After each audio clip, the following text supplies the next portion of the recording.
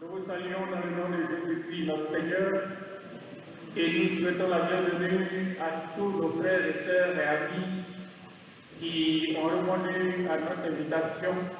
Que Dieu vous bénisse abondamment.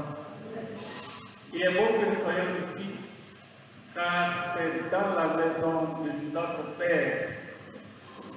Dites avec moi, comme nous l'avons entendu hier, c'est une affaire de famille. C'est une affaire de famille. C'est une affaire de famille. Et oui, en tant qu'enfants de Dieu, nous sommes venus au rendez-vous de notre Père. Et ce soir encore, il va nous parler à travers le canal de multiplier cette fois. Et nous voulons inviter ici donc l'ancien Dobré Jean Christophe, l'orateur de ce bon accueil. Que le Seigneur bénisse ce serviteur. Nous le recevons, lui demandons.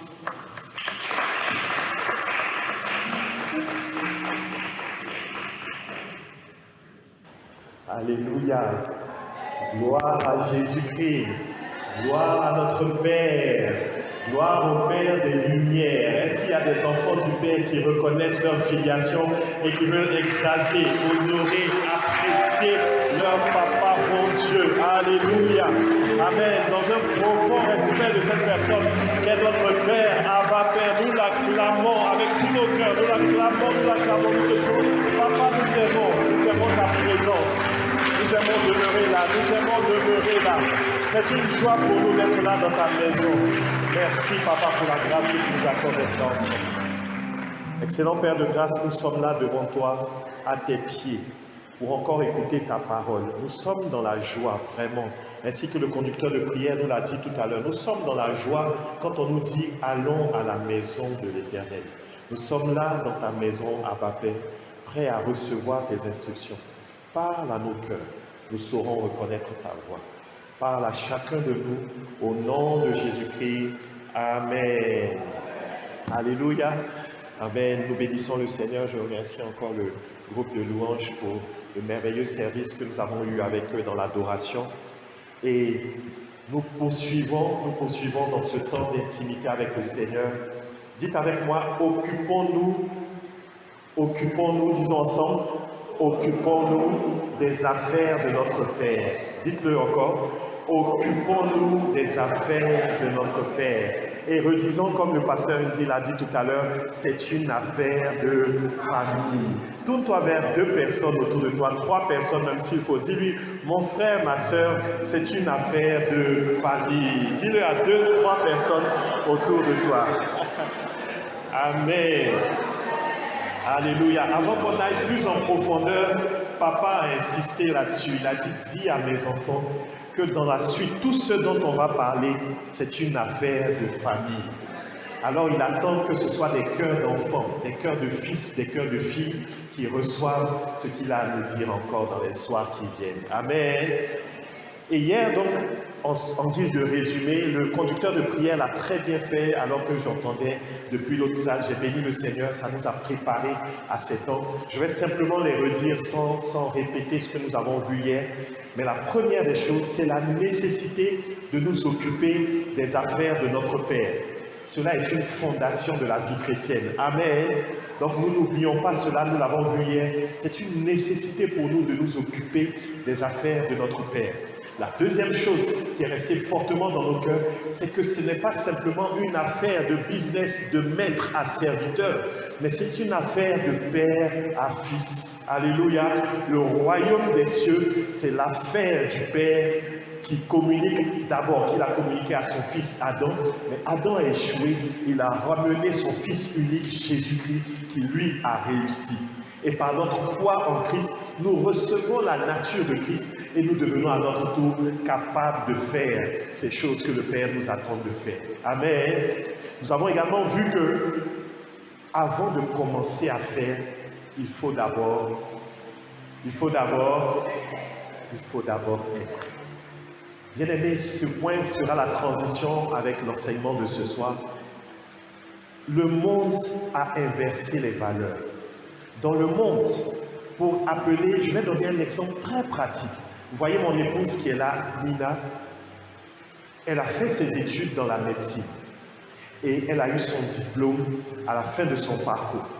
Seulement, puisque nous habitons au Maroc, au temps où elle a eu son diplôme, le Maroc ne permettait pas d'exercer en tant que médecin pour les étrangers. On est ensemble? Qu'est-ce qui s'est passé? Mon épouse, à chaque fois qu'elle devait se présenter devant des administrations, quand on lui demandait « Qui es-tu? Quelle est ta profession ?» Elle répondait « Je suis médecin ». Mais on lui redemandait « Où est-ce que tu exerces? Dans quel cabinet ?» Elle ne pouvait donner de réponse à cela. Elle disait « Non, je n'ai pas de cabinet, je n'ai pas d'hôpital, je n'ai pas de clinique où j'exerce. » Par conséquent, les hommes disaient « Donc tu n'es pas médecin. Mets sur ton papier sans emploi. » Voici comment le monde définit les gens, en fonction de ce que tu fais. Si tu n'as pas un travail d'informaticien, on ne t'appelle pas informaticien. Si tu n'as pas un travail de président, on ne t'appelle pas président. Si tu n'as pas un travail de député, de sage-femme, de styliste modéliste, de tailleur, de coiffeur, on ne t'appelle pas ainsi. Dans le monde, c'est en fonction de ce que tu fais qu'on te qualifie. Si tu ne fais rien devant les hommes, on dit que tu n'es rien. C'est un grand mensonge du diable qui rentre aussi même parfois dans l'Église. Il n'en est pas ainsi dans le royaume des cieux, bien-aimés. Dans le royaume des cieux, on est d'abord, on fait après. Alléluia! Est-ce que je parle à quelqu'un ce soir? On est d'abord, ensuite on fait. Si bien que Dieu est Dieu, avant de commencer à faire quoi que ce soit. Ce n'est pas parce que Dieu ne t'a pas donné de la richesse que Dieu n'est pas richesse. Est-ce que je parle à quelqu'un ce soir? Ce n'est pas parce que Dieu n'a pas commencé à guérir ton mal que tu as, il n'a pas encore commencé à guérir ta maladie, que tu vas dire que Dieu ne guérit pas. Dieu est Dieu avant de commencer à faire. Il ne se définit pas en fonction de ce qu'il fait. Il n'attend pas que tu dises « Oh, tu es Dieu » parce qu'il a fait ceci dans ta vie. Il attend de toi, vrai adorateur, que tu le reconnaisses pour qui il est d'abord. Ensuite, il fera les choses qu'il veut faire dans ta vie selon son bon plaisir. Eh bien, si Dieu est ainsi, de la même manière, nous aussi, il attend de ses fils qu'ils ne se définissent pas en fonction de ce qu'ils font. Il attend que ses enfants apprennent à regarder à lui, à le contempler dans la parole, à l'adorer lui et à réaliser qui ils sont en lui. Amen. Avant de commencer à faire. Et notre parcours commence dans Matthieu chapitre 16 au verset 16. Nous prenons ensemble la parole de Dieu et nous allons lire Matthieu chapitre 16 verset 16. C'est la transition entre le message d'hier, l'introduction sur le thème « Occupons-nous des affaires de notre Père » et le message d'aujourd'hui, dont je vais vous donner le thème dans quelques instants. Mais pour cela, nous lisons d'abord Matthieu chapitre 16, verset 16. Pour mieux comprendre, commençons déjà au verset 13. Matthieu chapitre 16, verset 13. Jésus, étant arrivé dans le territoire de Césarée de Philippe, demanda à ses disciples, « Qui dit-on que je suis, moi, le Fils de l'homme » Considérez attentivement les Écritures que nous sommes en train de lire. Ce texte va porter l'origine de l'Église, comment l'Église est née. Mais regardez comment le texte commence. Jésus pose la question, « Qui dit-on que je suis » Il n'a pas demandé « Qu'est-ce qu'on dit que je fais ?» Pour qui est-ce qu'on me prend en fonction de ce que je fais? Non, Jésus a dit « Qui dit-on que je suis ?» Quelqu'un dit avec moi « Être » avant de faire. Qui dit-on que je suis? Moi, le Fils de l'homme. Verset 14. Les disciples répondent. Les uns disent que tu es Jean-Baptiste, les autres Élie, les autres Jérémie ou l'un des prophètes. Verset 15. Jésus se tourne vers ses propres disciples et il leur dit, et vous, leur dit-il, qui dites-vous que je suis? Qui dites-vous que je suis? Normalement, si ces disciples qui sont si proches de lui, qui ont marché avec lui depuis tout ce temps, le connaissaient vraiment, le verset 16 ne devait pas dire « Simon-Pierre répondit ». Le verset 16 devait dire « Tous les disciples répondirent ensemble « Oh, mais nous savons que tu es. » Amen. Mais constatez le grand silence qu'il y a eu parmi les propres disciples de Jésus. La proximité ne veut pas dire forcément la connaissance de la personne avec qui on est. Or, vous pouvez être ici, proche du pasteur Ndir, proche de maman Ndir, pendant toutes ces années, et je vous garantis que vous pouvez ne pas les connaître vraiment. Les disciples étaient à côté de Jésus. Toutes ces années-là, ils marchaient avec lui. Il leur pose la question, « Et vous, qui dites-vous que je suis ?» Incapable de répondre à cette question. Il a fallu la révélation du Père à Simon pour qu'il réponde. L'Église commence avec une crise identitaire. Les gens ne savent pas qui est celui derrière lequel ils marchent depuis toutes ces années. Le thème de mon message ce soir est celui-ci. S'occuper des affaires de notre Père. Qui est-il? S'occuper des affaires de notre Père. Qui est-il? Pierre répond sous révélation, tu es le Christ, le Fils du Dieu vivant. Et Jésus va lui dire, reprenons la parole, tu es heureux Simon, fils de Jonas, car ce ne sont pas la chair et le sang qui t'ont révélé cela, mais c'est mon Père qui est dans les cieux. Amen. Notre Père, des affaires duquel nous voulons nous occuper, a un désir ardent, c'est que nous le connaissions vraiment. Mais il sait que nous ne le connaîtrons jamais directement. Il est tellement glorieux. Ça sera difficile pour nous. Alors il a trouvé un moyen par lequel se révéler à nous. C'est son Fils Jésus-Christ. Et Christ nous révèle le Père. Et le verset 18, voici l'origine de l'Église. Voici la clé de la naissance de l'Église communauté des vainqueurs. Voici la clé de la naissance de toutes les églises locales. Verset 18 dit, et moi, Jésus, je te dis que tu es Pierre. Il a changé le nom de Pierre. Il a changé le nom de Simon. Quand il a eu la révélation de qui était le Père au travers de Jésus-Christ, tu es Christ, le Fils du Dieu vivant. Quand Simon a eu cette révélation, il a dit à Simon, tu es désormais Pierre. Je change ton identité parce que tu as maintenant compris qui est ton Père. Alors je change ton identité en fonction de ce Père que tu as reconnu. Ce Père qui a envoyé son Fils unique que tu viens de reconnaître, confesser comme étant le Christ, le Fils du Dieu vivant. Amen. Et il dit, tu es Pierre.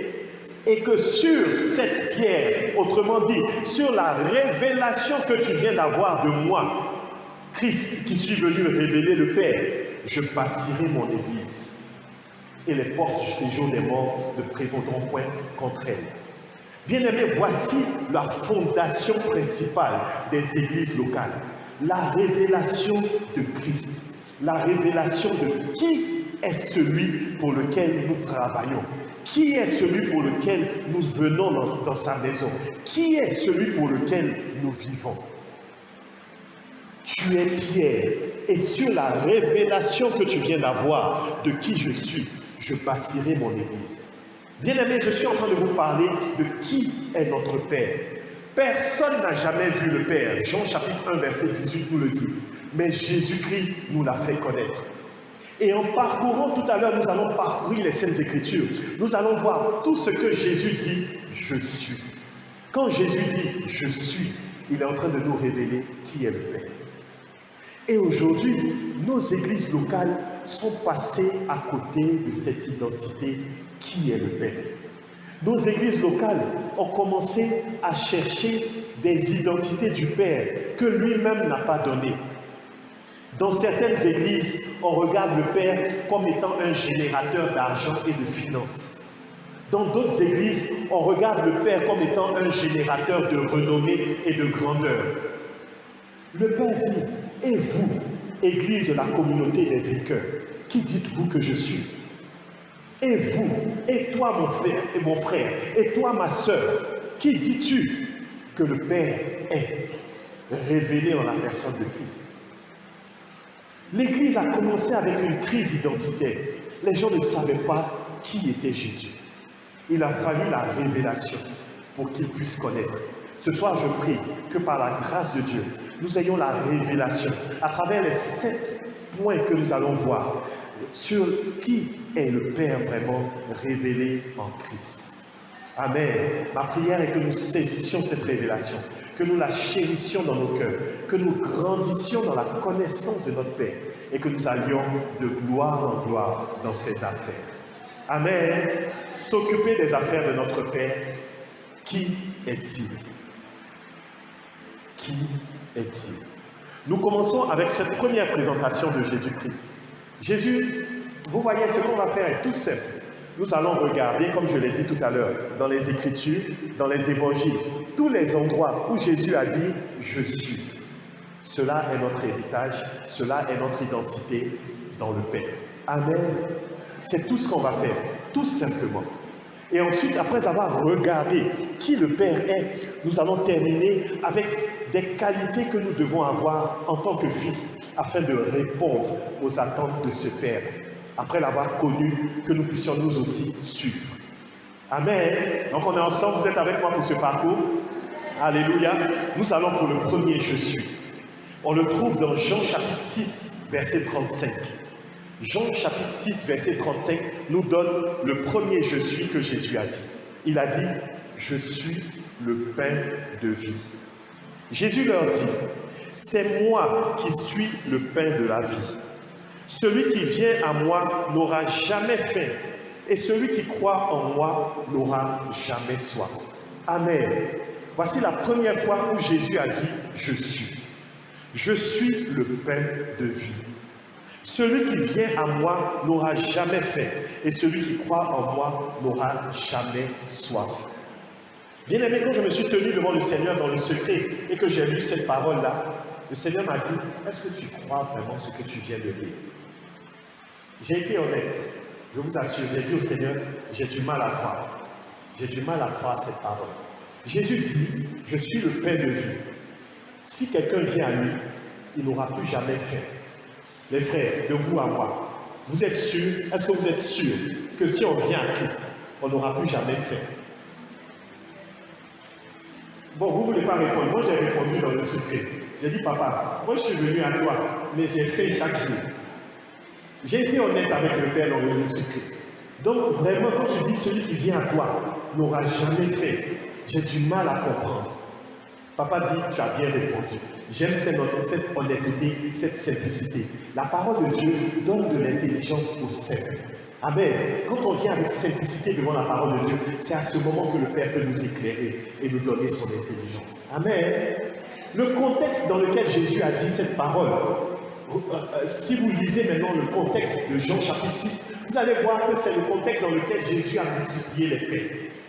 Les gens venaient à Jésus non pas pour une nourriture spirituelle ou bien pour entendre les enseignements, mais ils sont venus à Jésus parce qu'il avait la capacité de faire des miracles pour nourrir. Le passage qui précède cette déclaration de Jésus est le passage où, après 3 jours d'enseignement, les foules réunies autour de Jésus ont commencé à avoir faim. Les disciples sont venus dire à Jésus, Jésus, il faut renvoyer les foules. Vraiment, on ne peut pas nourrir toutes ces personnes-là. Jésus leur répond, mais donnez-leur vous-même à manger. Jésus, sachant qui il est, et sachant que ses disciples qui sont à côté de lui n'ont pas la révélation de qui il est, leur dit, mais donnez-leur vous-même à manger. Les disciples disent, on n'y arrivera pas. On a trouvé un petit garçon qui a 5 pains et 2 poissons, mais ça pourra donner personne. Jésus dit, avec ce que vous avez, vous allez voir l'action de Dieu, le miracle qui va se produire. Jésus prend les 5 pains et les 2 poissons, il les élève, il rend grâce et il les multiplie. Bien avant, il demande aux personnes dans la salle, dans la foule, de s'asseoir sur les herbes et d'être dans le repos, afin que dans le repos, ils puissent recevoir ce pain qu'il va multiplier. C'est glorieux. Jésus multiplie le pain pour des foules. La Bible parle de 5000 hommes, sans compter les femmes et les enfants. Un glorieux miracle vient de se produire. Jésus vient de multiplier les pains pour tous ces hommes et toutes ces femmes. Après, il ramasse parce qu'il reste beaucoup de pain. Il ne veut pas qu'il y ait de gaspillage. Puis, il se retire dans un lieu désert et prie, tout seul. Avec ses disciples, il se rend de l'autre côté de la mer. Vous imaginez, il était d'un côté. Il a fini de multiplier les pains, les foules ont été nourries. La nuit est venue, ils ont renvoyé les foules bien rassasiées. Ils ont traversé la mer, les disciples sur la barque, Jésus marchant sur les eaux. Ils se sont retrouvés de l'autre côté. La Bible poursuit en disant, le lendemain, les foules cherchaient Jésus et ils apprirent que les disciples avaient traversé la mer. Ils ont tous acheté les tickets ce jour-là. Tous, imaginez 5000 hommes. Les pêcheurs qui devaient être là ont dû faire fortune le jour-là. Les barques ont commencé à circuler, aller-retour, pour prendre les foules, parce qu'elles disent, on doit retrouver Jésus de l'autre côté. Les foules arrivent et posent la question à Jésus. Jésus, où étais-tu? Nous te cherchions et nous avons appris que tu es venu de ce côté. Jésus se retourne vers eux et leur dit, vous me cherchez parce que vous avez mangé le pain hier. Je suis pour vous un distributeur de pain automatique, une boulangerie. Et nous sommes nombreux comme ça, dans l'église, qui regardons le Père comme une boulangerie. Quand on vient s'asseoir devant le Père et qu'on l'adore, quand on dit « Oh Abba Père, que ton nom soit sanctifié, que ton règne vienne », en réalité, notre cœur n'est même pas attaché à ces premières paroles. Notre cœur attend d'arriver à la partie de la prière que Jésus nous enseignait, quand il dit « Donne-nous aujourd'hui notre pain quotidien ». Donc il y a des gens, sans forcément réciter cette prière, qui prient dans l'église, dans la maison du Père. Notre Père qui est aux cieux, que ton nom soit sanctifié, que ton règne vienne, ta volonté. Donne-nous aujourd'hui. Aujourd'hui, Père, tu es fidèle. Dans ta parole, tu as dit que si nous prions, nous demandons quelque chose selon ta volonté, tu nous exauces. Père, aujourd'hui, je demande au nom de Jésus-Christ, donne-nous notre pain. Et ils vont développer même. Donne-nous notre pain de travail. Donne-nous notre pain d'argent. Donne-nous notre pain de mariage. Oh, la Bible déclare que nous sommes appelés à la prospérité. Donne-nous les voitures. Donne-nous notre pain de maison.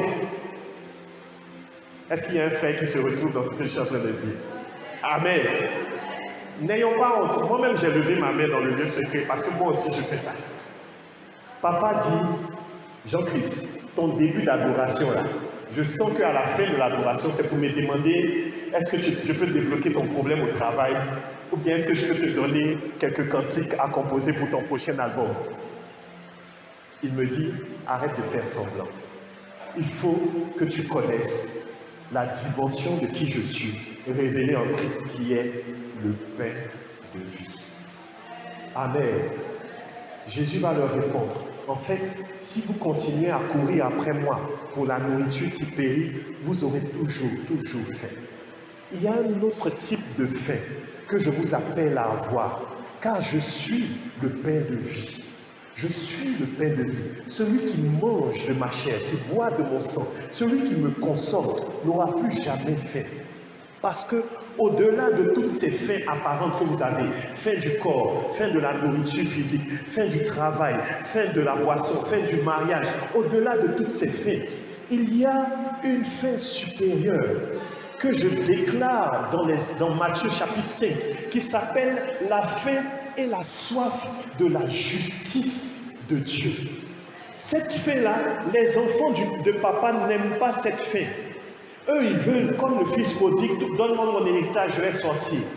Papa veut qu'on le connaisse comme étant le Dieu de justice.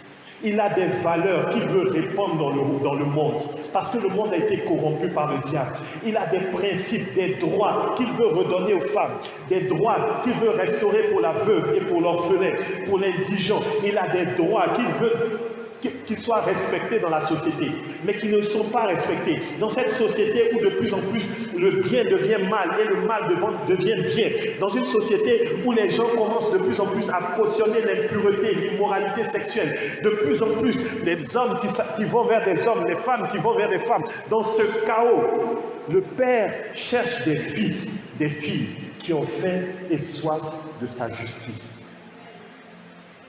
Et c'est ceux-là dont il dit que celui qui vient à moi, il sera rassasié. Il n'aura plus jamais soif.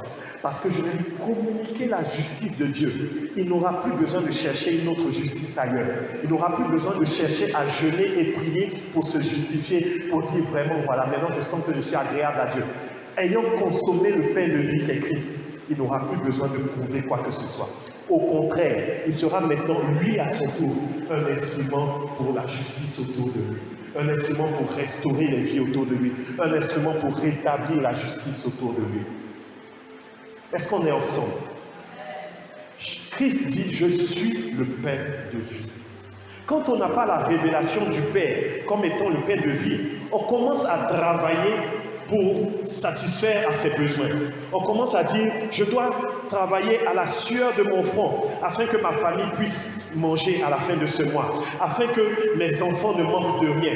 Frère, sœur, si tu parles comme ça, tu insultes Dieu, parce que Dieu n'a jamais prévu que tu travailles pour nourrir ta famille et tes enfants. Je savais que vous n'alliez pas dire Amen. Je sais, je poursuis afin que vous compreniez ce que je suis en train de vous dire. Dieu n'a jamais prévu qu'on travaille pour nourrir nos enfants. Il n'a jamais prévu qu'on travaille à la sueur de notre front pour payer le loyer à la fin du mois. Non, Abba Père n'a jamais prévu cela pour Adam. Quand il a façonné Adam, il a placé en Éden le siège de la société royaume des cieux, Père et Fils. Il lui a dit, garde, cultive. Il n'a jamais dit, Adam, tu vas travailler, tu vas cultiver pour pouvoir te nourrir toi-même, pour pouvoir subvenir aux besoins de ta famille, pour pouvoir t'en sortir, pour pouvoir payer ton loyer. C'est faux. Abba Père nous dit, regardez les oiseaux dans les cieux, regardez les herbes dans les champs. Ils ne font rien du tout, mais je les habille, je les nourris. Et vous mes enfants, vous osez croire que je ne vais pas m'occuper de vous pour votre loyer. Vous osez croire que je ne vais pas m'occuper de vous pour vos vêtements, pour votre nourriture. Je ne parle pas du fait de ne pas travailler. Je parle de la mentalité qui est derrière le travail que nous faisons. Quand on connaît Jésus-Christ, le pain de vie, on sait que nos lendemains sont assurés. On se lève le matin et on dit à la fin du mois, mon loyer sera payé. Mes enfants vont manger. Ce n'est pas ça ma préoccupation. Ma préoccupation, Matthieu chapitre 6, verset 33, c'est que le royaume des cieux et sa justice soient accomplis dans ma journée. Et donc un travailleur qui a cette révélation, ayant la révélation de Christ, le pain de vie, s'en va au travail sans dire « je vais travailler pour gagner le pain ». Non, son pain est déjà gagné en Christ. Il n'a plus faim. Il va en disant « cette société-là a besoin de la justice de Dieu. Ils ont besoin d'un bon employé, sérieux, correct, intègre, loyal, qui quand il va venir là-bas, il va travailler tellement correctement que les affaires de l'entreprise vont commencer à marcher. » Et le directeur va dire, mais cet employé est excellent. Non, il mérite un salaire, une augmentation. Non, il mérite une promotion. Il mérite une prime, ce travailleur. Amen. C'est l'histoire de ma vie, bien-aimée. Pendant un bon moment, quand j'ai été employé, je me battais pour pouvoir atteindre les objectifs de la société et gagner de l'argent pour pouvoir nourrir ma famille, mon épouse et mes enfants. Et tant que j'étais dans cette dimension, je souffrais. Et par voie de conséquence, je ne m'occupais pas des affaires de mon père. Il y avait des séminaires à l'église, j'étais en mission. Il y avait des programmes au niveau de l'église, des jeux de prière, j'étais complètement déconnecté de la vie de l'église. Parce que, disais-je, je dois travailler pour nourrir ma famille. Jusqu'à ce que, pendant une mission, devant une difficulté considérable, quand je n'avais plus de force, ça veut dire quand les fondements du juste s'ébranlent, que fera-t-il? À ce moment-là, je me suis tourné vraiment vers le Seigneur. Et j'ai dit, Père, c'est chaud. Comme je vous le disais hier, j'ai beaucoup dit ça. Papa, c'est chaud aujourd'hui. Est-ce que tu peux m'aider pour ce travail? Et Papa Père va me dire, regardez ce qu'il va me dire, bien aimé, pour que je parle à vos cœurs ce soir. Il va me dire, adore-moi, dépose l'ordinateur à côté, adore-moi, célèbre les louanges. Il dit, Papa Père, c'est le temps, hein? Si je t'adore, alors fais combien de temps on est? Au moins 15 minutes, 20 minutes, puis avant on revient. Papa n'a pas répondu à cette question. J'ai compris, je me suis dit, j'ai déposé le PC et j'ai commencé à adorer le Seigneur. Frère, il était 19h. Quand j'ai fini d'adorer le Seigneur, il était minuit. Minuit. Avec des cantiques, avec des paroles, je célébrais le Seigneur. Je l'adorais, je lui disais combien je l'aime. J'avais oublié cette mission. J'avais oublié que je devais remplir des objectifs. Ça n'avait plus de valeur pour moi. Minuit est arrivé. Et je dis au Seigneur, bon maintenant là, c'était bon, non, moi j'ai apprécié la communion avec toi. Mais papa, la suite, le travail là, c'est pas fini. Papa dit, couche-toi, Demain, je vais te donner des solutions à faire. Il dit, aïe, aïe, aïe, aïe, aïe, aïe. Là, ça c'est l'autre niveau de foi. Seigneur, je t'ai adoré. Toi, tu as vu de 19h jusqu'à minuit. Là, tu dis de dormir comme ça. Non, Seigneur Jésus-Christ. J'ai obéi, bien aimé, je vous en fais pas aller vite, j'ai obéi. Mais moi, je sais que quand je me couchais là, j'étais en train de prier fort. Seigneur, en tout cas, je m'en remets à toi. David a dit, il se couche, il est paisible, il se réveille, car tu es son bouclier. Vraiment, David, il faut me montrer comment tu as fait pour dormir tranquillement comme ça. Parce que là, c'est chaud. Le lendemain, les frères, je vais au travail, n'ayant aucune solution, n'ayant rien pu faire la veille. Et j'arrive. Et au moment où je veux dire au directeur, au client, c'était un directeur informatique aussi, je veux lui dire, bon, regarde, par rapport au problème qu'on a rencontré, sérieux d'hier, voilà, je n'ai pas encore pu trouver, mais donne-moi cette journée, et puis je n'ai même pas commencé à dire ça. Que la personne en face de moi me dit, écoute, tu sais, on a eu un grand problème au niveau de la banque. Un problème tellement sérieux que le directeur, le PDG, a demandé à ce que le travail que je devais finaliser hier et nous présenter aujourd'hui, je puisse terminer ça la semaine prochaine. Donc, nous, on va se concentrer sur ce problème-là. On va travailler avec toi pendant une semaine et apprendre. Alléluia! Mes frères, avec aisance, là maintenant je parle au Père, je ne travaille plus seul. Je dis je ne gagne plus mon pain de vie. Je ne cherche plus à prouver quoi que ce soit. Papa devait installer la justice et le royaume dans cette banque-là. Donc donne-moi les règles. Okay. Je vous assure, c'est comme ça que ça se passait. Et pendant que je parlais au Père, j'avais des idées sur les algorithmes de programmation que je devais mettre en place. Ça s'est passé en une semaine. J'ai terminé, j'ai réglé tous les problèmes de cette banque. La banque a demandé à mon directeur, ce monsieur-là, est-ce qu'on peut le débaucher pour le garder chez nous? Parce que non, il a une véritable solution. Il a réglé en une semaine des choses pour lesquelles on souffre depuis des années. Frère, quand je suis passé à ce niveau-là, c'est les directeurs de notre société où je suis qui ont commencé à appeler les gens. Ils ont dit non, laissez notre petit. Et ils me disent, mais non, tu sais, c'est la famille, la société, n'est-ce pas? Nous sommes une famille, c'est pas juste une entreprise, tu sais. Amen. Amen. Donc même le directeur païen a compris que c'est une affaire de... Amen. Alléluia. À partir de ce moment, je suis en train de vous parler de 2012-2013. Pas à pas, le Seigneur m'a conduit de plus en plus dans la profondeur de cette compréhension, de cette révélation. Et je vous assure, aujourd'hui où je suis, vous me voyez parmi vous, je suis en train de vous servir dans la parole. Je ne suis pas en congé. Le Seigneur a permis qu'il y ait le système maintenant de télétravail qui me permet de travailler en journée et d'être avec vous les soirs. Et je le fais avec joie. Je ne travaille plus pour gagner mon pain, parce que Jésus est mon pain de vie. Abba Père, prends soin de moi. Nous avons laissé nos enfants à casa. On n'est pas stressé. Comment ça se passe? Comment ça se passe? On sait que le Père qui a le pain de vie, qui s'occupe, est en train de les nourrir là-bas. Il s'occupe d'eux. Frère, il est important que vous saisissiez ce que je suis en train de vous dire. Parce que la suite, là, il y a du travail dans la maison du Père. Là, je suis en train de vous parler de qui le Père est. Il faut que vous ayez foi en qui il est. Parce que dans la suite, je vais vous parler, demain, je vais vous parler des quoi faire, des comment faire. Quand vous allez voir le cahier de charges, si vous n'avez pas bien compris aujourd'hui qui il est, certains risquent d'abandonner. Alors saisissez vraiment la parole que je suis en train de vous communiquer ce soir. Abba Père est notre pain de vie.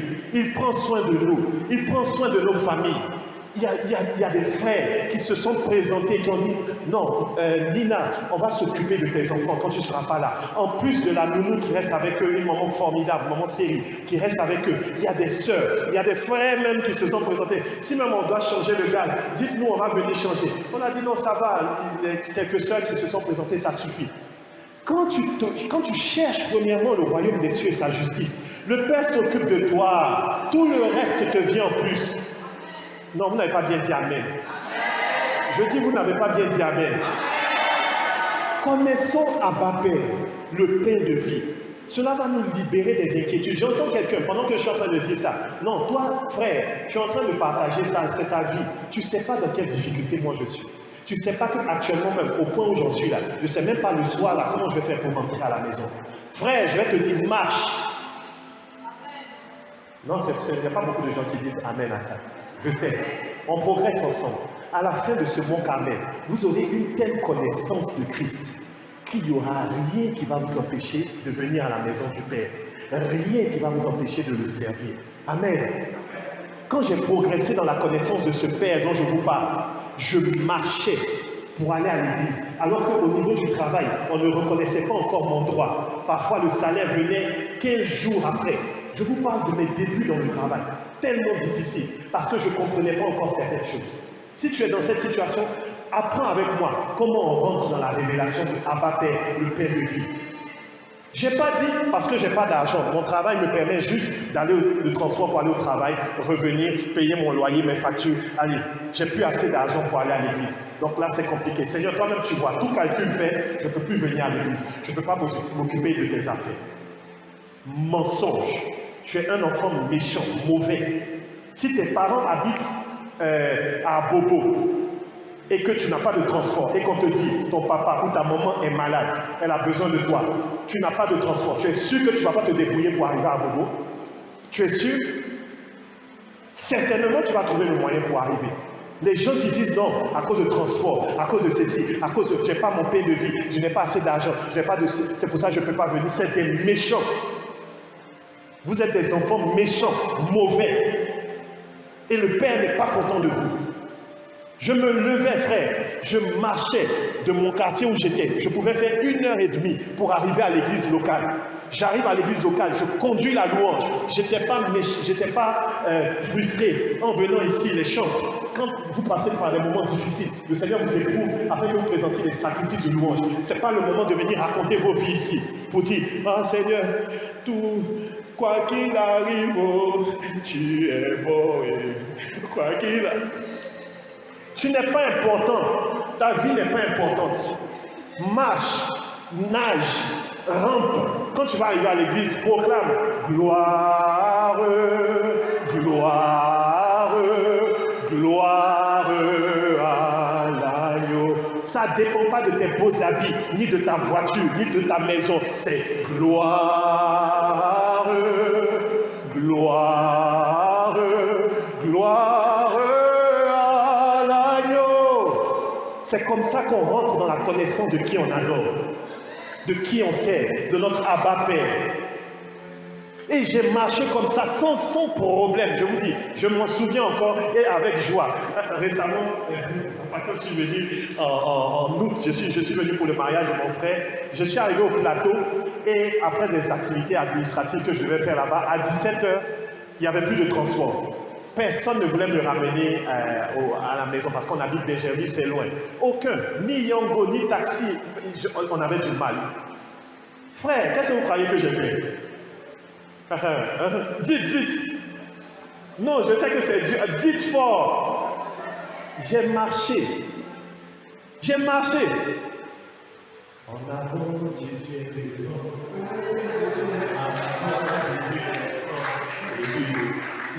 Dans mon cœur, je disais fort. Ceux-là, est-ce qu'ils me connaissent?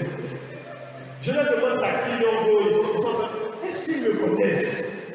Moi, je peux marcher du plateau jusqu'à derrière les jeunes, à jamais des Jésus. Si il y a une église avant, je peux arriver aussi. Est-ce qu'il me... Donc, c'est une petite marche pour arriver juste au carrefour de la ville, là, une fois que je n'ai pas fait. J'ai marché.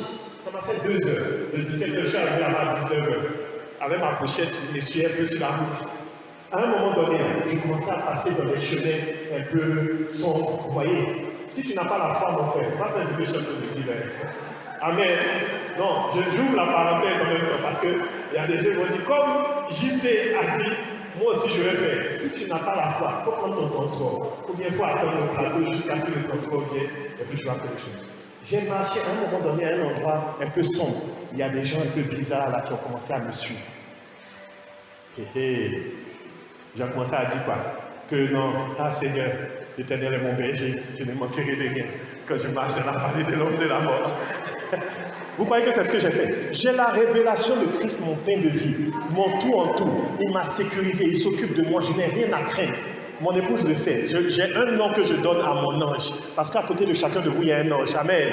Qui s'occupe d'emmener vos prières et de les exaucements. Il s'occupe de vous. Amen. Papa s'occupe de nous avec les anges. Moi aussi, il y a mon ange. Je le connais très bien même. Parfois, je lui dis des choses. Je dis, bon, toi là, il faut commencer à travailler sérieusement. Tu as vu les gens derrière. Et qu'est-ce que j'ai fait? Regardez. Je suis passé d'un chemin encore plus sombre. Plus sombre. Parce que j'étais en train envoyé un message. J'ai dit, si vous là, vous avez prévu m'adresser, venez, descendons dans ce coin-là et essayez de me toucher. Je vous dis, quand je suis descendu dans le coin-là, je regarde les coin de changer de route. Ils ont commencé à passer. Donc tu sentais que c'était des gars qui venaient certainement m'agresser. Mais quand ils ont vu les rentrer, ils se sont dit, facile. Là où il est en train de descendre là, mon cher, peut-être c'est nous, on va agresser si on ne fait pas attention, on n'a qu'à prendre notre route. Connaissons notre Père bien-aimé. Il est le Père de vie, il s'occupe de nous, il prend soin de nous. Je poursuis parce qu'on n'a pas beaucoup de temps. Je continue dans ces je suis. Jésus après dira, je suis la porte. Je suis la porte. Celui qui n'a pas la révélation de qui est le Père, la porte, celui qui ouvre les portes, celui qui permet les bénédictions, celui qui ferme les portes, qui empêche les choses qui auraient pu nous nuire. Celui qui n'a pas la révélation du Père vit comme un opportuniste. Ah, la première occasion de prospérité qui va se présenter, il va courir là-bas. On va lui dire, ah, ici, il y a une église là où on prie les gens deviennent prospères. Allez, il court, il abandonne son assemblée, il s'en va là-bas. Ah, on lui dit maintenant, il y a un nouveau prophète qui est sorti là-bas, quand on lui déclare, il quitte, il s'en va. On va devenir des opportunistes. Quand on n'a pas la révélation du Père, révélé en Christ comme étant la porte, on est agité. On n'est pas stable. On n'a pas d'autorité. Abba Père est notre porte. On vit dans la sécurité quand on connaît qui il est. On dit, papa, c'est toi qui vas m'ouvrir les portes dans cette journée. C'est toi qui vas permettre que je puisse avoir de bonnes opportunités. C'est toi qui vas fermer les mauvaises opportunités. Alors je suis conscient que tu es ma porte, Christ. Et je me lève ce matin, je vais au travail, je vais dans mes études, je vais dans mon activité de tous les jours, dans le repos, dans la connaissance de Christ, ma porte. Amen. S'occuper des affaires de notre Père et connaître Abba Père comme étant la porte nous met dans le repos. Parce que pour pouvoir s'occuper des affaires du Père, il faudra qu'on ait conscience qu'il prend déjà soin de nous. Il va nous ouvrir les opportunités qui sont utiles pour nous, pour nos vies. Il va fermer même celles qui ne sont pas utiles. Alors, quand nos cœurs sont dans cette paix-là, on peut s'occuper de ces affaires à nous.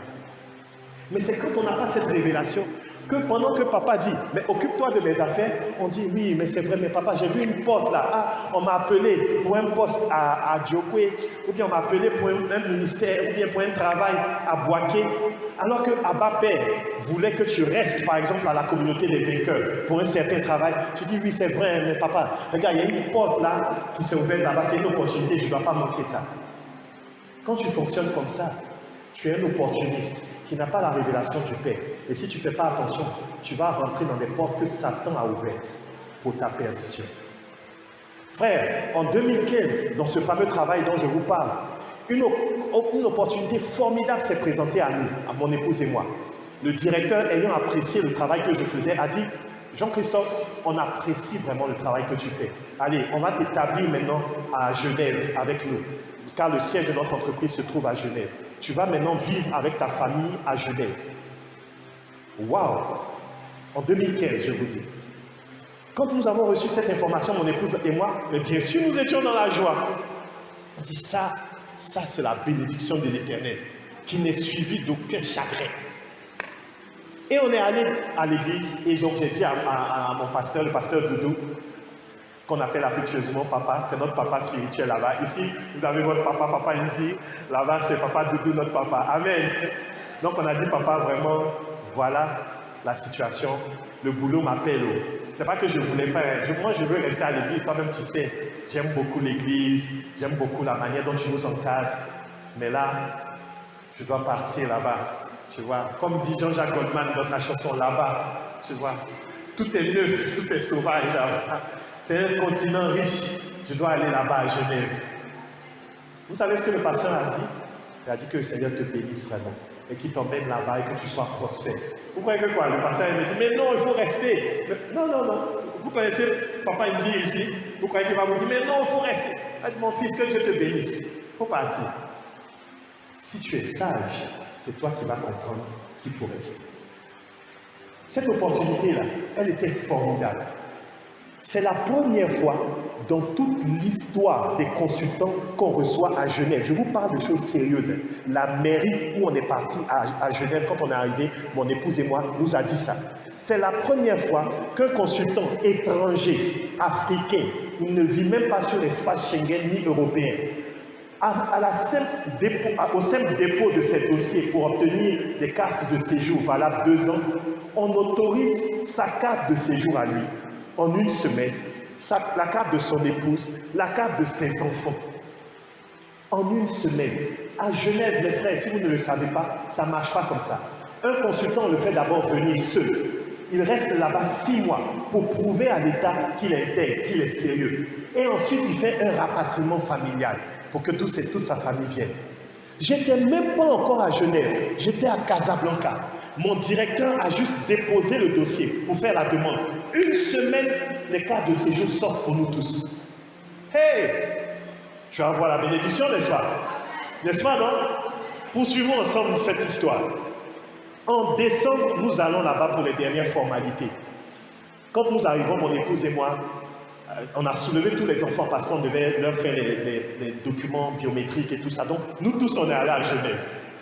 Mais quand on était là-bas, frère, je ne sais comment vous expliquer.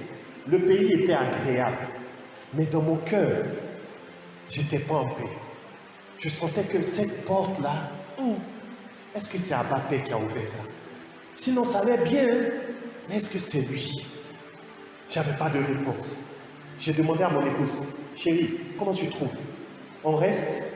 Mon épouse était très sage. Ah, elle a aimé le pays, hein, mais elle connaît son mari. Quand il commence à poser des questions comme ça, c'est qu'il y a un questionnement derrière. Elle m'a dit, en tout cas, c'est toi le chef. Le pays allait bien, mais c'est ce que toi tu as dit là, on va faire. Que Dieu bénisse mon épouse, amen, pour le merveilleux soutien qu'elle est, conseillère efficace, toujours à mes côtés. Je suis rentré donc dans le secret, seul avec le Seigneur. On était là-bas juste pour 3 jours, on est revenu sur Casablanca. Et à la fin de l'année, tous mes amis me disaient, même les gens de Genève, mais voyage déjà maintenant, va t'installer comme ça, tu commences la nouvelle année en même temps dans la gloire, dans le nouveau pays, Genève, avec toutes les banques là-bas, tu vas travailler, tu vas prospérer. J'ai dit non, je ne sais pas, mais comme de toute façon on a les cartes maintenant, j'ai plus besoin de visa, je peux prendre l'avion à tout moment, on n'a plus besoin de procédure, on a tous nos papiers de Suisse, donc on peut aller à tout moment.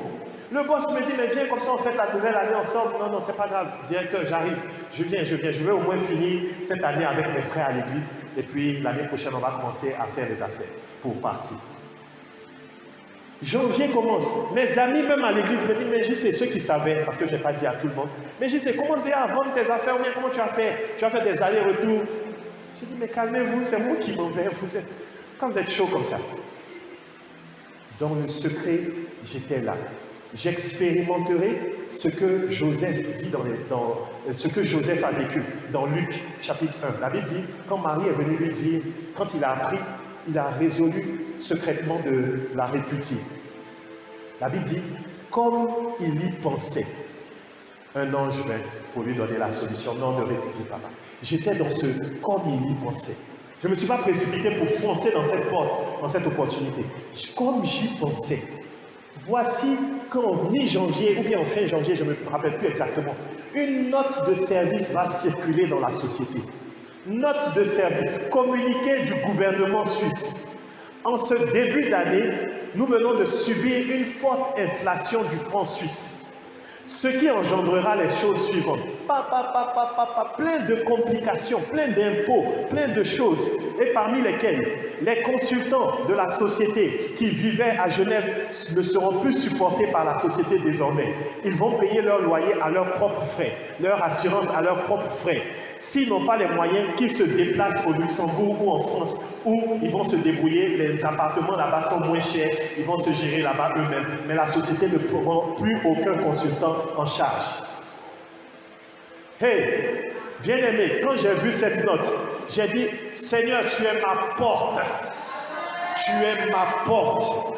C'est toi qui ouvres pour moi les opportunités, c'est toi qui les fermes. Si je ne les sens pas, si dans mon cœur, tu ne me convaincs pas que cette porte-là est une porte que tu as ouverte, je continuerai à te faire confiance et je marcherai dans les portes que toi tu ouvres et je resterai serein devant ces portes-là qui ne viennent que du diable. Vous vous rendez compte de cette porte-là? Si j'étais allé avec tous mes enfants, tout le monde, catastrophe, on allait vivre à Genève là-bas. Premier salaire, réparti en même temps dans la souffrance, loyer, et là-bas la vie est chère. On allait avoir tous les problèmes.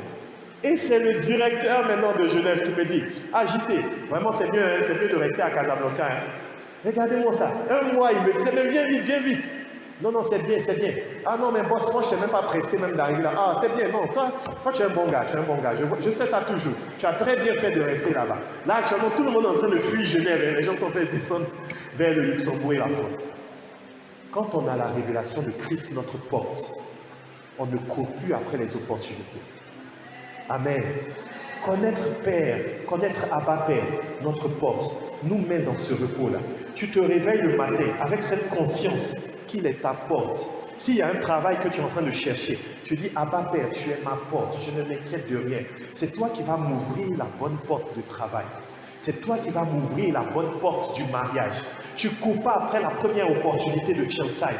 Tu sais très bien que ce monsieur, c'est un païen. Il ne connaît pas Dieu, il ne craint pas Dieu. Tu sais très bien que cette fille-là ne craint pas Dieu. Mais tu dis au Père, ah, comme depuis là, personne ne me regarde à l'église. Ah, personne ne s'occupe de moi. Oh. Ah, papa, voilà, celui-là, il me dit au moins tout clairement qu'il veut m'épouser. Je vais faire comment? C'est une porte diabolique qui va t'emmener en enfer et dans la souffrance. Renonce à cela et dis, Abba Père, tu es ma porte. Je m'occupe de tes affaires parce que je sais que tu t'occuperas des miettes. Tu es ma porte. Tu es ma porte. Tu es ma porte. Amen. Il y a plusieurs dimensions comme ça de Christ. Quand il dit je suis, il dit encore je suis la résurrection et la vie. Ces choses qui sont mortes dans nos vies, tu peux être là ce soir et honnêtement dans ton cœur, tes rêves sont morts, tes projets sont morts, tes aspirations sont mortes. Tu as peut-être mis en place une entreprise. L'entreprise n'a pas fait long feu, elle est morte. Même dans le ministère, quand tu sers, tu sens au plus profond de toi qu'il y a quelque chose qui est mort en toi. Eh bien, viens à Abba Père. Il est la résurrection et la vie. Il est le Dieu qui donne la vie aux morts et qui appelle les choses qui ne sont point comme si elles étaient bien aimées. Je vous parlais de mon épouse tout à l'heure quand je vous disais le Maroc ne permettait pas qu'elle puisse exercer en tant que médecin. Nous avons espéré contre toute espérance, ayant la ferme assurance que celui qui dit, il l'accomplit. Celui qui ordonne, la chose existe. Par moments, nous étions découragés. Par moments, nous nous refortifions et nous continuons d'espérer que Dieu donne à mon épouse de quoi pouvoir travailler. Mais nous n'avons pas sauté devant les autres portes qui s'ouvraient devant nous. Nous n'avons pas dit, ah, on dit qu'il y a un cabinet qui s'ouvre à Abidjan, alors que nous sommes au Maroc, à Casablanca. Ah, c'est que le Seigneur veut que Nina retourne à Abidjan alors. Beaucoup de personnes autour de nous nous disaient ça. Mais à chaque fois, on revenait devant le Seigneur et disait, qu'est-ce que tu dis toi? Papa dit, je vous ai établi ici à Casablanca pour mon œuvre. Je ne vous ai pas appelé à Abidjan encore pour le moment. Alors restez ici pour le moment. Alors on disait à ces gens-là, merci pour l'opportunité. Et c'était dans la douleur, mon épouse qu'on souffrait. Merci, vous m'appelez. Elle voyait ses amis autour d'elle, des petites là qui ont commencé à étudier après elle, avoir leur diplôme de médecine et exercer, devenir spécialiste et se dresser devant elle avec arrogance et discuter. Mais toi, tu ne travailles pas encore depuis là. Ah, vraiment, hein? Mais sinon, viens à Abidjan, tu vas travailler rapidement même. Mon épouse, avec sourire, leur disait non, avec mon mari, on est ici, on s'occupe aussi des affaires de notre père. C'est pour ça que je suis ici. Mais Dieu fera grâce. En son temps, je vais travailler ici aussi. Frère, 2008, elle a eu son diplôme. En 2021, fin 2021, une loi circule au Maroc, promulguée à l'issue du Covid et de la crise sanitaire. Et Sa Majesté le Roi dit, en vertu des besoins de la nation en médecins et devant le peu d'effectifs dont nous disposons, je décrète solennellement que sont autorisés à exercer au Maroc tous ceux qui ont étudié la médecine dans ce pays, qu'ils soient étrangers ou pas. Alléluia! Amen. Comptez, c'est depuis 2008 jusqu'à 2021. 13 années. La Bible dit que quand Joseph a reçu le manteau multicolore de son père, je suis profondément ému alors que je vous dis ces choses parce que je suis en train de vous parler cœur à cœur. Il avait 17 ans, ses frères l'ont vendu, il a traîné dans l'esclavage, dans la servitude, jusqu'à 30 ans. Vous comptez combien d'années? Vous comptez combien d'années? 13 ans. Abraham a été dans le silence jusqu'à ce que Isaac vienne. Combien d'années? 13 ans, mon épouse a été dans le silence. Elle n'a pas relâché dans sa confiance en Abba Père, sa porte, la résurrection et la vie, celui qui donne la vie aux morts, qui appelle les choses qui ne sont point comme si elles étaient. Mon épouse a continué d'espérer contre toute espérance, et moi avec elle, l'encourageant dans sa foi. Et quand les temps furent accomplis, quand Abba Père a dit, voilà, donc vous vous êtes trop bien occupé des affaires de ma maison, quoi. Que l'Angelina lui débloque rapidement le besoin dont elle avait parlé en 2008. Voilà aujourd'hui Nina parmi les premiers médecins à exercer en tant qu'étrangère au Maroc. Et les policiers sont venus, les policiers marocains sont venus faire les enquêtes sur elle. Parce que c'est nouveau, ils ne sont pas habitués à avoir des médecins étrangers. Et ils approchent et ils demandent à Nina, voilà, nous sommes venus pour faire des enquêtes. Et c'est le commissaire en question qui l'appelle et qui m'appelle aussi à la convocation policière. Et on va ensemble et il dit à mon épouse, tu sais, tu es la première dans ton cas à exercer. Donc, au gouvernement, le ministère de la Santé, le ministère de la Défense, ils s'inquiètent. On ne sait jamais, peut-être c'est des pays étrangers qui veulent emmener des espions derrière des médecins. Donc, on se méfie, tout le monde se méfie. Mais le commissaire va poursuivre.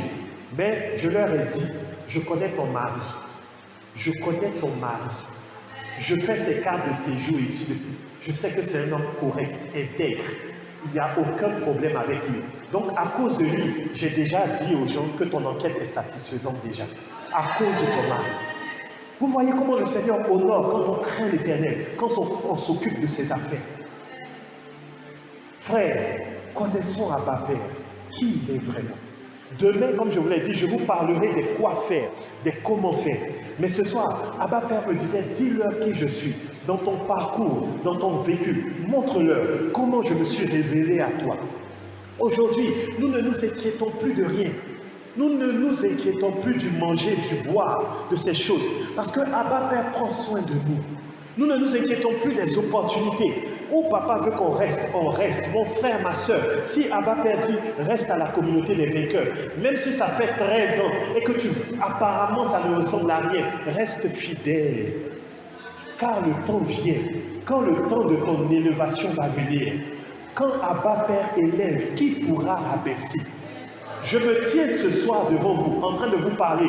Le directeur de mon entreprise est conscient que je suis en train de faire les affaires de mon père. Il sait que je suis dans une église actuellement. Et il y a un autre directeur qui a osé dire, mais il faut empêcher JC de faire ce genre de sortie. Ça fait qu'il n'est pas concentré dans les projets et qu'après on peut avoir des problèmes. C'est le directeur principal, le directeur général qui répond. C'est même pas moi. Il faut laisser JC. Quand il fait ses affaires de Dieu, là, quand il revient, les choses marchent très bien. Donc, laisse-le faire. Alléluia. Mais c'est parce que c'est un directeur qui m'a vu chaque fois travailler avec intégrité devant lui. chaque fois lui dire, ah directeur, je dois partir maintenant parce qu'il y a une réunion à l'église. Comment ça, il y a une réunion à l'église? On n'a pas fini les projets. S'il te plaît, chef, si tu veux, je pars à l'église rapidement à 18h maintenant, je suis la réunion à 19h, je reviens à 22h et je continue à travailler jusqu'à minuit même s'il faut. Mais je te promets que le travail sera fini. Non, non, non, je n'ai pas confiance. Accorde-moi cette confiance-là et tu vas voir, je ne vais pas te décevoir. D'accord, vas-y. Je pars, je reviens. Le Seigneur m'accorde sa grâce, le travail finit bien. Le lendemain, vous croyez qu'il va refuser? C'est lui-même qui me demande, mais attends, il n'y a pas tes affaires d'église là aujourd'hui. Alléluia.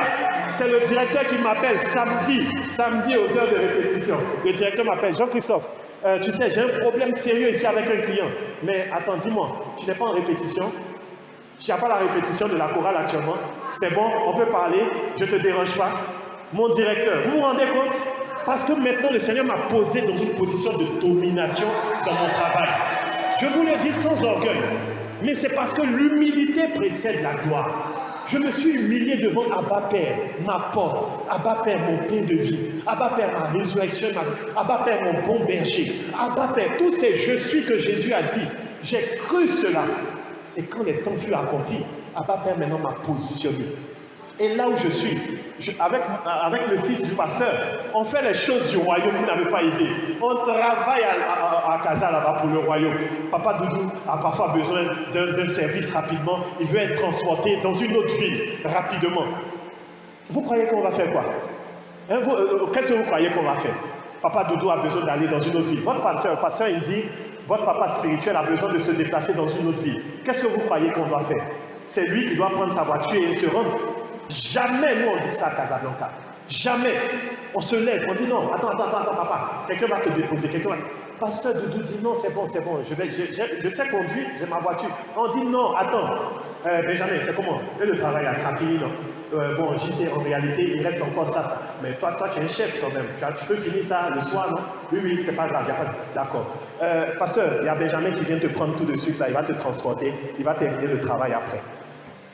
Directeur, il y a mon consultant Benjamin qui a une préoccupation rapide. Je vais le libérer, il va sortir. Demain, il va continuer le travail. Non, il n'y a pas de problème. JC, on te fait confiance. Gère ton équipe comme tu veux. Et nous servons activement le royaume comme ça à Casablanca. Amen.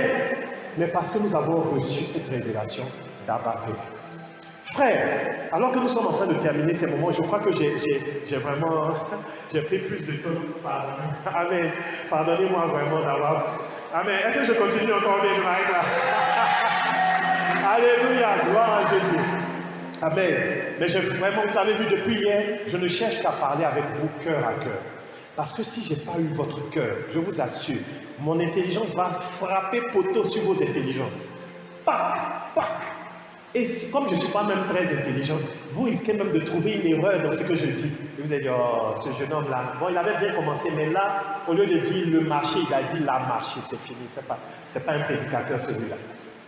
Mais si je parle à vos cœurs, même quand mes mots ne seront pas corrects, vos cœurs vont recevoir toute la plénitude de la parole que le Seigneur veut vous communiquer. Dieu que je sers en mon esprit dans l'évangile de son Fils. Mais témoin que je fais mention de vous dans mes prières. C'est dans l'esprit que nous communiquons et que nous servons. Ce soir, alors que je suis en train d'utiliser ces mots, je communique avec vous en esprit, cœur à cœur, pour que vous connaissiez qui est celui que nous servons. Il est Abba Père. Toutes nos sources sont en lui.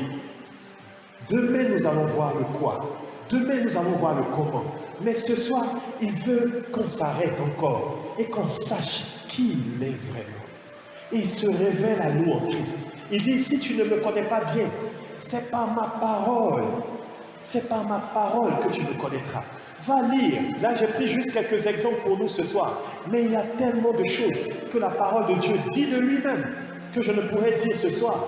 À chacun, la grâce de s'asseoir devant les Saintes Écritures, de s'asseoir devant le Logos. Les frères, quand votre journée commence, ne courez pas dans tous les sens. Papa m'a dit de vous dire ça aussi, alors je reviens encore là-dessus. Il dit, quand vous commencez la journée, asseyez-vous au bord de votre lit. S'il vous plaît, frère, pratiquez cela. Je vous en supplie, par la compassion de Christ. Pratiquez ce que je suis en train de vous dire. Les chants, pratiquez cela. N'attendez pas quand il y a un programme, quand vous avez un séminaire, quand vous devez chanter, c'est là où vous commencez à prier. Que la communion avec Abba Père soit continue. Il y a un programme de prière à l'église de 6h à 7h. Soyez présents. C'est un temps de rendez-vous, de rencontre avec le Père. Si j'étais de cette église-là, vous allez me voir tous les jours ici. Tous les jours, je vous dis, est-ce que vous me connaissez même? Soyez comme ça, des gens qui soupirent après la communion avec le Seigneur. 6 heures, le soleil se lève ici. Ce n'est pas comme à Casablanca où tout est noir là-bas. Donc nous, on est obligé de créer des réunions vers 8 heures parce que 6 heures, c'est compliqué. Vous, à 6 heures, tout est déjà clair ici. Vous venez, vous rencontrez le Seigneur. Abba Père dit, asseyez-vous au bord de votre lit ou retrouvez-vous dans l'église. Adorez-moi. Dites Abba Père, toutes mes sources sont en toi. Tu es mon Père. L'argent n'est pas mon Père. Même ma famille, écoutez, même ma famille, ce n'est pas eux mes pères. Jésus, à cause de ça, appelait sa mère femme.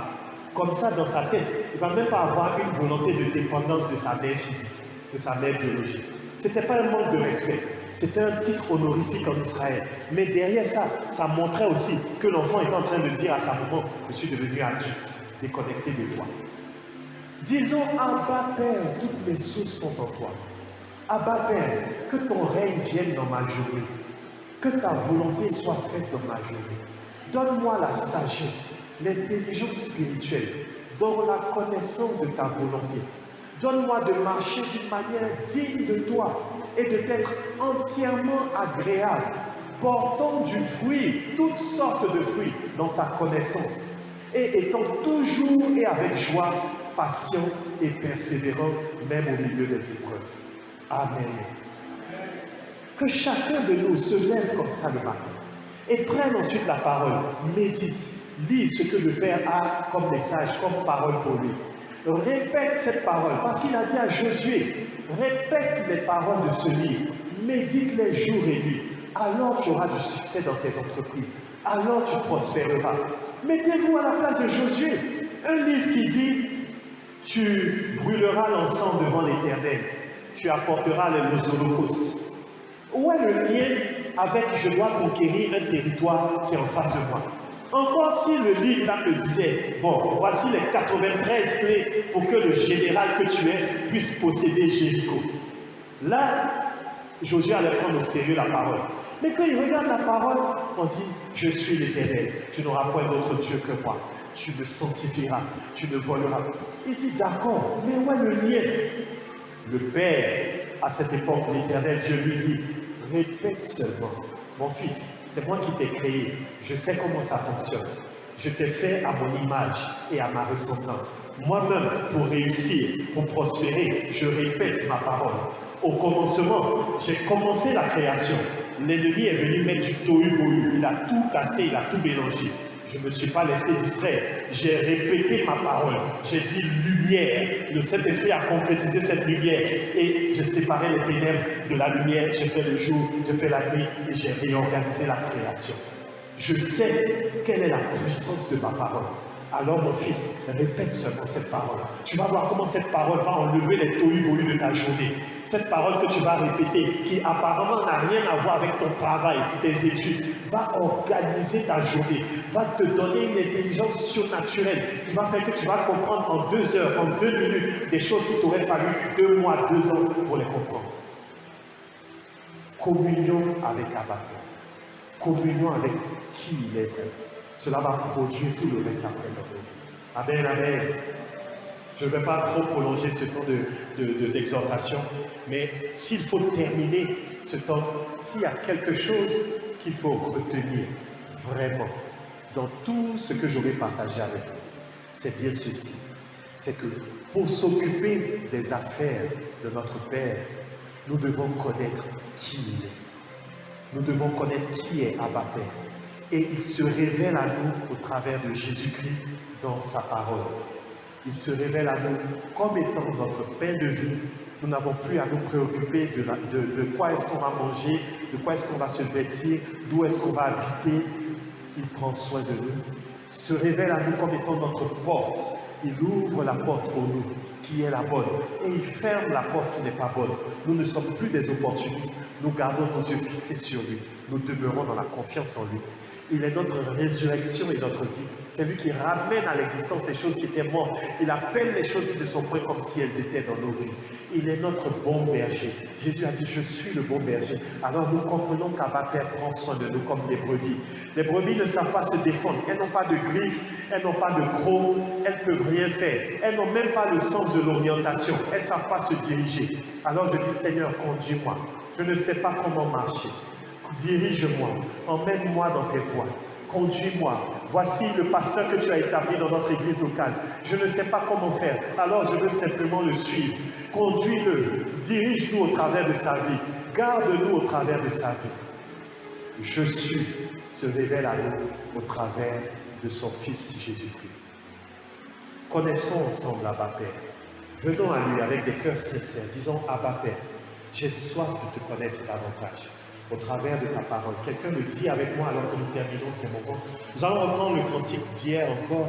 J'aime ta présence. Si tu peux nous trouver une gamme qui sera un peu plus facile pour chanter. Pendant que ensemble nous répétons cette parole-là. Disons, Abba Père, je viens à toi. Je viens à toi pour te connaître davantage. Ce soir, j'ai réalisé qu'il me faut te connaître. Qu'il me faut te connaître. Qu'il me faut te connaître. Qu'il me faut te connaître. Jésus, tu as dit à la Samaritaine, vous adorez celui que vous ne connaissez pas. Mais nous, les Juifs, nous adorons celui que nous connaissons. Il est tellement important que nous te connaissions, Abba Père, avant de commencer à faire les quoi et les comment. Important pour nous de te connaître, Abba Père. Alors donne-nous d'avoir ce deuxième fondement. Après l'introduction d'hier, donne-nous d'avoir la révélation de qui tu es. C'est sur cette révélation que tu bâtis nos vies. C'est sur cette révélation que tu te révèles à nous et que tu nous donnes la propre révélation de qui nous sommes. Quand nous te connaissons, nous finissons par savoir qui nous sommes. C'est merveilleux. Tout cela est tellement important pour savoir quoi faire ensuite. Oh, Abba Père, nous aimons ta présence.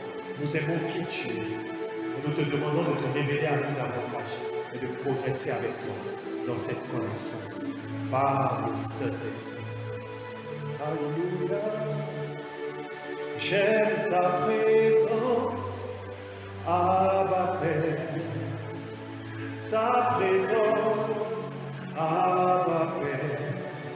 J'aime ta présence, Abba Père. Mon Père, mon Père. Oui, j'aime ta présence, Abba Père.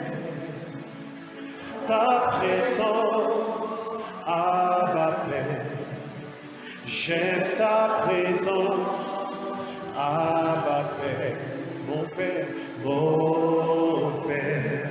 J'aime ta présence, j'aime ta présence, Abba Père. Ta présence, Abba Père. J'aime ta présence, Abba Père. Mon Père, mon Père. J'aime ta présence, j'aime ta présence, Abba Père. Ta présence,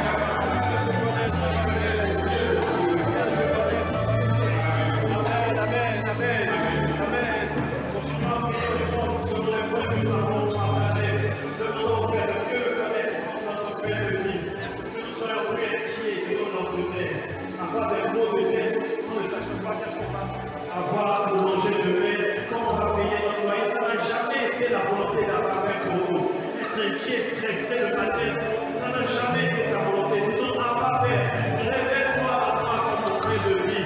Révèle-toi, donne-moi le repos de savoir que tu prends soin de moi. Avant même de voir la nourriture sur ma table, que je sois déjà dans le repos, que tu es un bon papa, que tu prends soin de moi, que tu ne m'abandonnes pas, que tu ne m'abandonnes jamais.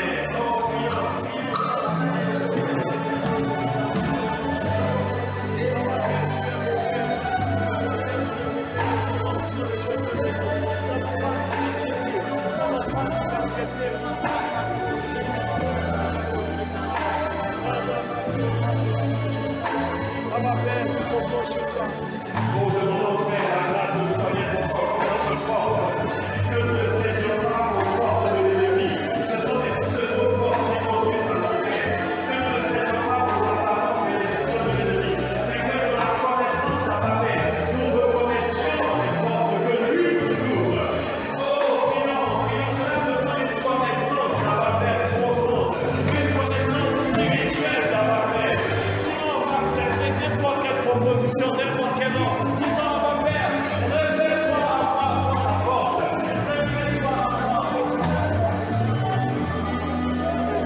Oh, à ma Père, révèle-toi, révèle-toi, révèle-toi, ma Père, révèle-toi. Alléluia.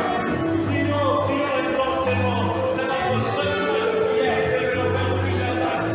Demandons au Père la grâce de nous connaître en étant la résurrection et la vie. Jésus-Christ est venu nous montrer le Père. Alléluia. Demandons cela. Disons à ma Père, montre-nous qui tu es vraiment, la résurrection et la vie. Présentons ce soir tous les rêves, présentons les projets, présentons les relations, présentons les ministères, tout ce qui est mort, d'une manière ou d'une autre. Présentons la santé, les sujets de santé sont présentés ce soir. Il est le Dieu qui donne la vie aux morts et qui appelle les choses qui ne sont pas comme si elles étaient. Oh, espérons dans toute espérance. Nous demandons la révélation de la résurrection et la vie. Redonne la vie à tout cela qui était mort. Redonne la vie à tous ceux qui étaient morts. Redonne la vie à ma Père. Tu es la résurrection et la vie. Nous te reconnaissons ce soir comme Père. Oh, nous te demandons de grandir dans la connaissance de qui tu es. Résurrection et vie. Alléluia. Oh, demandons encore au Père de se révéler à nous comme Dieu bon berger. Quand nous s'arrêter là, ce point, demandons au Père de nous donner la grâce de le connaître comme notre bon berger. David a dit, l'Éternel est mon berger, je ne manquerai de rien. On va le prendre ensemble, on va terminer cet temps avec ce psaume, le psaume 23 de David. Nous allons le proclamer ensemble alors que je nous encourage à rester debout. Nous sommes pratiquement à la fin. Nous prenons nos Bibles dans le psaume 23 et nous allons le lire ensemble. Et David, qui n'était même pas dans la nouvelle dispensation que nous avons en Christ, avait déjà compris que Abba Père est le bon berger. Alléluia. Nous allons le proclamer. Et alors que tu es en train de prendre cette prière de David, tu vas faire de cette prière ta prière. Et tu vas posséder les paroles. C'est ainsi qu'on connaît Abba Père, c'est en méditant sa parole. À mesure que nous serons en train de lire le Logos, de répéter le Logos, sa révélation va venir en nos cœurs. La connaissance d'Abba Père comme le bon berger sera notre partage. Et nous repartirons dans sa paix, avec l'assurance qu'il va garder nos vies, qu'il va paître nos vies jusqu'à la fin. Alléluia. Alors proclamons ensemble. Et comme tu vois, le psaume dit cantique de David. Dis avec moi cantique et tu mets ton prénom. D'accord? C'est comme ça qu'on va proclamer. Alors déclarons-le d'une voix forte, avec beaucoup d'assurance. Psaume 23. Cantique de Jean-Christophe. L'Éternel est mon berger. Je ne manquerai de rien. Abba Père est mon berger. Oh, je ne manquerai de rien. Je dis Abba Père est mon berger. Je je ne manquerai de rien. Abba Père me fait reposer dans de verts pâturages. Abba Père me dirige près des eaux paisibles. Abba Père restaure mon âme. Abba Père me conduit dans les sentiers de la justice. Dans les sentiers de la justice. Parce que ce qu'intéresse Abba Père, c'est son royaume et sa justice. À cause de son nom. À cause du nom de Jésus. Quand je marche dans la vallée de l'ombre de la mort, quand je marche dans l'ombre de la vallée de la galère, quand je marche dans l'ombre de la vallée de la maladie, quand je marche dans l'ombre de la vallée de la crise économique, quand je marche dans l'ombre de la vallée de la guerre, je ne crains aucun mal. Je ne crains aucun mal. Car Abba Père, tu es avec moi.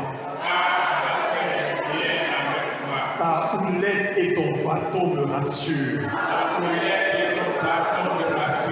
Abba Père, tu dresses devant moi une table en face de mes adversaires. Abba Père, tu dresses devant moi une table sur laquelle tu mets de la nourriture, sur laquelle tu mets un vêtement, sur laquelle tu mets un logement, sur laquelle tu mets une guérison, sur laquelle tu mets une restauration, sur laquelle tu mets un travail, sur laquelle tu mets un mariage, sur laquelle tu mets un ministère, en face de mes adversaires. Tu oins ma tête et ma coupe déborde. Ma coupe déborde de joie. Ma coupe déborde d'amour. Ma coupe déborde de paix. Ma coupe déborde de patience. Ma coupe déborde de bonté. Ma coupe déborde de douceur. Ma coupe déborde de bienveillance. Ma coupe déborde de maîtrise de soi. Parce que je te connais, Abba Père. Je sais que le bonheur et la grâce m'accompagnent tous les jours de ma vie. Et parce que je te connais, Abba Père,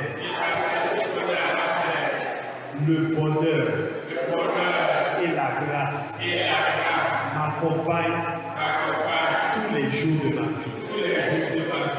Et j'habite dans la maison d'Abba Père. Et je viens à l'église locale de la communauté des vainqueurs. Jusqu'à la fin de mes jours.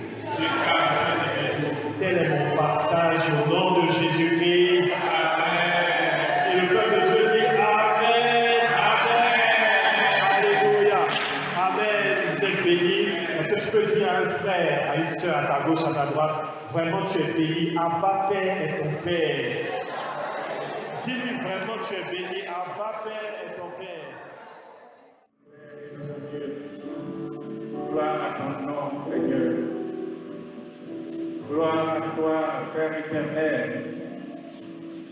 Toi, notre Dieu, le Dieu qui se révèle, le Dieu qui se fait connaître à son peuple, à ses enfants.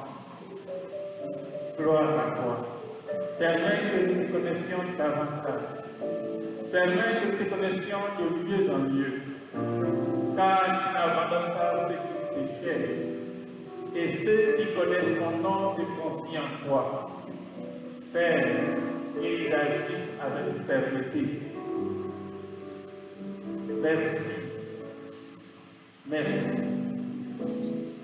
Amen. Alléluia. Alléluia. Bien-aimés, la connaissance de Dieu est la clé de tout. Je pouvais dire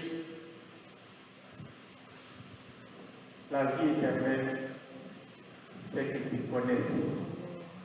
Toi, le seul vrai Dieu, et celui que tu as envoyé, Jésus-Christ. Amen.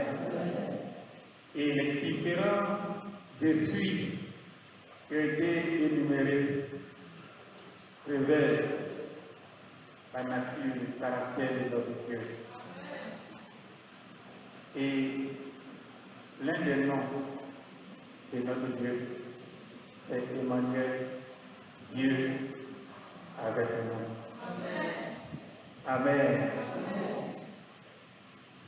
Et dans le livre de l'Apocalypse, il a été révélé, il est le témoin fidèle. Celui sur qui nous pouvons compter sans aucun respect ici. Donc si nous le connaissons, il est évident que nous allons nous occuper des affaires de notre Père. Merci beaucoup. Que Dieu te bénisse abondamment. Madame Laugré, merci beaucoup. Que Dieu vous bénisse abondamment.